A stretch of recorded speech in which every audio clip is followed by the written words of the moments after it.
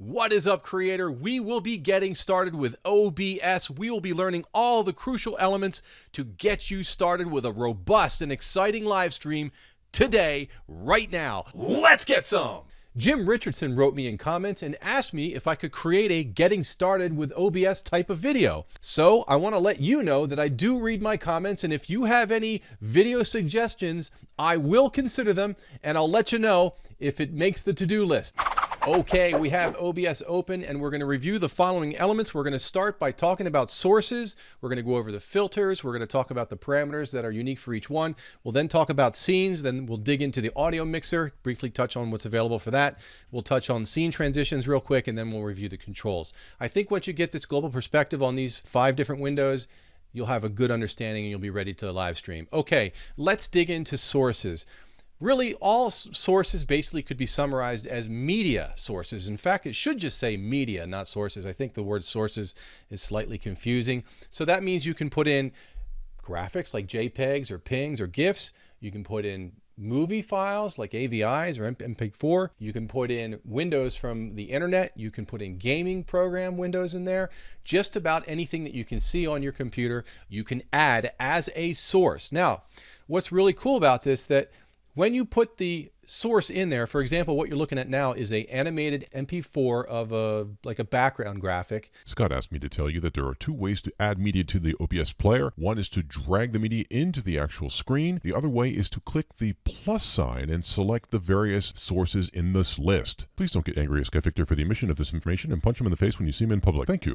If I click on it and click the gear, this represents the properties for this type of media source. So what you see here, the loop checkbox and restart playback when source becomes active, all that stuff, this is unique. These controls are unique for this type of media. So if you do an image, you may see something different. If you put in a camera source, you'll see different stuff. So you can do this, go and click the gear and explore what's available and just try it out. What you can also do that is not unique to the media source is something called filter. So if I right click and select filters, you see something called audio video filters and effects filters. The difference is that the audio and video filters are unique basically to affecting audio. In most cases, you're going to want to modify effect filters, because if you click the plus sign here, you have a choice of stuff like chroma key, color correction, you can sharpen stuff. So it all affects, for the most part, every single media source with the exception of just a couple. Audio for one, and that's when you would click the plus sign here at the top. Compressor, gain, expander, all that stuff. Okay, so that's filters, that's the settings for each media source. Now what's important is that we talk about the scenes, and basically the scenes is like a glass. It basically contains your sources, like this stuff here, right? So I could put in a media source, a graphic, a soundtrack. I could put a window of YouTube in there. I could put a game in there, all kinds of crap, right? And put it inside one scene. And here's an example of what I've done. I've called it global. It shows a general design, a moving background. It's got some magenta color in here. I'm going to explain why in a second. But let's pretend that I want to use this design that I've spent my time on every single scene that I create. I don't want to recreate this. I want to use this every single time for every scene I have. Well, you don't have to recreate it. All you do is you take the scene with all those source elements and all that time that you took to lay all that stuff out, create another scene, and import the whole scene as a source, which is a massive time saver.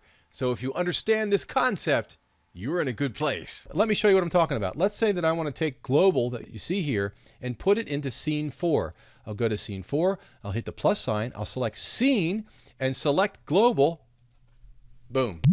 All that formatting that I did for the global scene gets plopped into number 4 scene. Easy peasy. So what does this mean? It means that you should plan out the base or global stuff that you want to put in for every single scene and set it up as a global scene so that you can drop it into every other scene and save some time. All right. Now, in respect to why you see magenta here, I'll tell you what I've done. If I go into my global and I select the background yellow frames, okay, and right click on it and select filters, and go and hit the plus sign under filters and click chroma key, hit OK. type magenta, boom, hit close. Now that color becomes transparent. And that's a filter that's doing that, okay? That's a filter. So that sort of gives you an idea what power you can have with filters. It's good that you know how that works. All right, cool. When you have a scene with a whole bunch of sources, sometimes it becomes helpful to use groups, which means it simplifies your amount of sources because you can group them together. So for example, in this scene here, if I wanted to group together all my background images and just control them as a single unit, I hold the Shift key down, right-click both those blue ones, and select Group Selected Items. Now I can rename that as Background Video, okay? And if I click the eyeball, they both go away. So they are now centralized in control. If I hit the arrow here, it closes it up. Now it's a little bit more clean. If you've got a whole bunch of sources, like over 10, this comes in real handy. So it's a good thing to use because it just keeps things a little bit more simplistic for you. Okay, let's dig into the audio mixer. It's a little bit more complex than you might think, but when you understand the concept, it's easy. So what we have now is 2 tracks. Let's click the horizontal gray button above the title here and just make it a little bit taller so we can see more real estate. And what you see here is a desktop audio and a Blue Star audio track.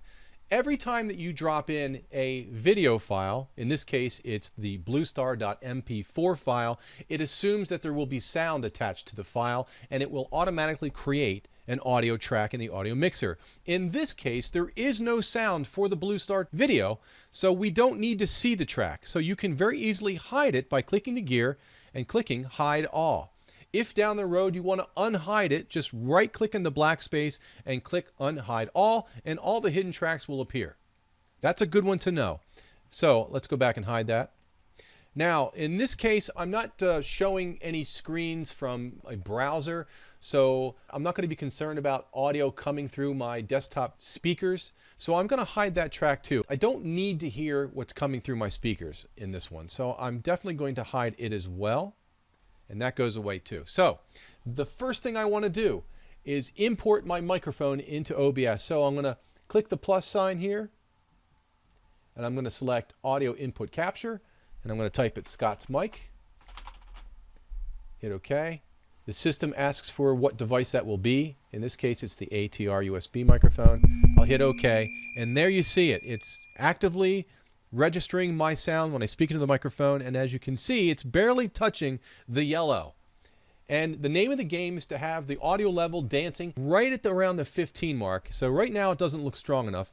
So what I'm going to do is click the gear, go into Advanced Audio Properties, and there is a volume parameter here. So if I click the upper arrow here, I'm going to go up to say +5, just so that it is a little bit louder to get us into that yellow zone. We'll hit close. Hello, test, and there you go. And it's a little bit strong right now. It's dancing in the red, so I'm going to just take the slider and bring it down so it's just in that yellow zone. That looks right about there, looks just about right. Next thing to do is we're going to drop in a MP3. So I have an MP3 in my Explorer here. I'm just going to drop it right into the screen, and the system creates a source for me. And wow, the audio in this one's really up off the hook. So I'm going to drag that down. There we go. So it's in that yellow zone. Good. Now, as you can see, we can't hear anything. You can't hear me talking through the desktop speakers, and you can't hear the MP3 either. If you want to hear it, you click the gear, go into Advanced Properties, and select Monitor and Output. And now you can hear it. The reason why it defaults to turning it off when you set it up is because it assumes that you don't want to hear the audio coming out of your speakers, because the microphone is going to pick it up and you'll get a feedback loop. And that's very irritating for your live stream viewers. So that's why it doesn't automatically turn on output for you as a default. If you have a lag in your voice, if you're speaking through your microphone and for some reason it's not matching up with the way your lips are moving, if you're looking like a kung fu dude, you can modify that as well. You can adjust the lag. If you click the gear, go into Advanced Properties, there is a offset parameter here. And you can adjust the milliseconds plus or minus if you want, okay? Plus or minus. So you can adjust the lag on the system, which is super cool. So that's a good thing to know. If you've enjoyed the tutorial so far, remember to subscribe and click the bell for future video notification. If you don't, Scott Victor will come to your house and borrow your lawnmower and not return it. And there is a way to do what's called ducking. And if you're interested in audio ducking, you can click this link right here. And I made a video about how to turn down all the other audio tracks when you speak through the microphone so that your voice is always dominant during the live stream. Very valuable. Check that out. I think you'll get good value out of it. Let's move to scene transitions. Okay, when you go and look at the scene transitions pull down, you select it and you go, what? Dude, there's only 2, cut and fade. That sucks, right? If you select cut and then you go from scene to scene, it just gives you a raw cut. That's boring and lame. Fade is fade. I mean, you can change the duration of the fade with this milliseconds parameter here. That's kind of like whatever. If you want more, you have to hit the plus button. That's the bottom line. And you have a whole bunch more that you can choose from. And this is not the only thing. There's a lot more flexibility. Watch. If I hit swipe naturally, I hit OK. It wants to know what to name it. I'll hit OK again. Now it goes back with a swipe. That's pretty cool. If I select the plus sign again and go with the fade to color, hit OK. And black is usually the best selection because it's good to fade to black versus any other color. So I'll hit OK. And now when I do it, I get a black fade transition. That's pretty decent. If I go and click the plus sign and select Luma Wipe, hit OK. Now I've got the Mac Daddy of selections. I've got zigzag horizontal. If I hit preview, it gives me that. If I select sinus 9, what's that all about? Oh, that's cool. If I can go to spiral, that's a neat one too. Let's do spiral. That's cool. Hit OK. And now I get this wicked cool spiral animation. That's neat. Now, it even gets better. If you click the plus sign and you select Stinger, hit OK. Now you can add your own video. Hit Browse. I'll select the video that I've made, hit Open, and I will click Audio Monitoring, monitor and output so I can hear what I'm doing here because it does have a soundtrack. Hit OK, and when I select it, get some! I get a cool animation that I made with audio. And it even gets better than that because if you have software that will create a WebM file, that's W-E-M-B, I think it is. That is absolutely wrong. WebM, no, W-E-B-M, and create a alpha channel, which means a transparency part of the video, you can really get creative with the transitions with stingers. I'm going to make a video down the road that discusses how to do that with free software. A lot of tutorials out there are using the program After Effects, which is incredibly complex, and I think it's too much for the average creator. I'm going to come out with a good solution for that. Stay tuned for that video in the near future. Let's move on to controls. Okay, the first thing in controls is the Start Streaming button. I think that's fairly self-explanatory. Start Recording is basically a similar thing, except it doesn't do any streaming. It just basically turns your machine into an editor, and it will create a video file for you. Studio Mode, if you click that, it gives you 2 separate screens. The screen on the left is a preview. It is not the live screen. The screen on the right is the live screen. If you click a different scene, like if I click scene 5, it'll give you a preview. You can adjust it, move things around a little bit before you want it to go live. Then hit your transition button. I've got the stinger set, so if I hit the transition button, get some! It goes into scene 5. If you click the settings button, it takes you to this window, and there's a lot under the hood. I don't want to get into too much detail. I just want to give you a review real quick.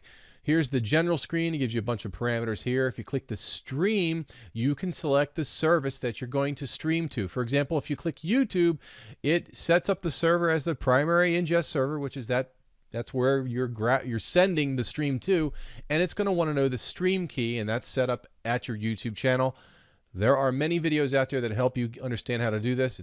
If we click the output button, and you select advanced in the pull down, this is where you make all the settings for your stream output so that you get the best quality without any lagging.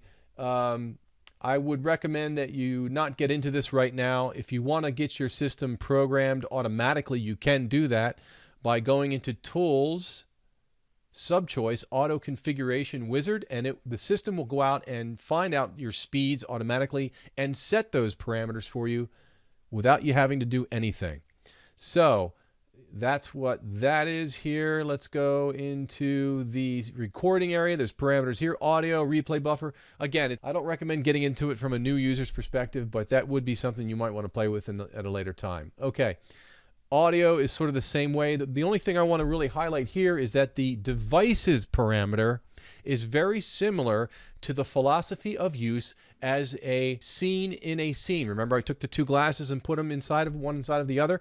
This is the same philosophy. Whatever you designate here as a sound source will be in the sound mixer for every one of your scenes. Okay, so you could potentially set up your desktop audio and your microphone here, and you won't have to designate that anywhere in your scenes. It's already set up for you for everything. This is like a global audio input selection parameter here. Video, this is where you set the size of the video on OBS and what gets sent to the stream feed on output. And then you can select your frames per second and what kind of downscale failure. It's all that crazy stuff. Again, it's something that you don't want to play with right off the bat. Hotkeys are important. Hotkeys allow you to define keys to do specific tasks. For example, for scene 2, I'm going to switch to that if I hit the Z key. So I type the Z key and it will switch to 2 when I hit Z. If I hit the X key, it'll go to scene 3. Scene 4 will be the C key. Scene 5 will be the V key. So when I hit OK, and I'm going to get out of studio mode here just so that I can show you. So when I do this now, Get some. it automatically runs that stinger Get some. and goes right into the next scene with these Get keystrokes. And now I'll hit the V key. Get some. Pretty cool. So I wanted you to understand the general gist of what that's all about in hotkeys. And I want to let you know that you can change these hotkeys by simply hitting the delete key, and that keystroke will go away. If you put your cursor in the switch to scene parameter, for example, you can hit multiple keys. So Control plus Shift plus Z will give you multiple keystrokes. So it's very, very powerful. You can modify scenes. You can modify individual sources. The power is unlimited. It is absolutely awesome. I hope that you can get started with your live streamings right now. Don't stop posting. Don't stop creating. Keep on going. Don't give up. Stay strong and keep fighting. Yeah!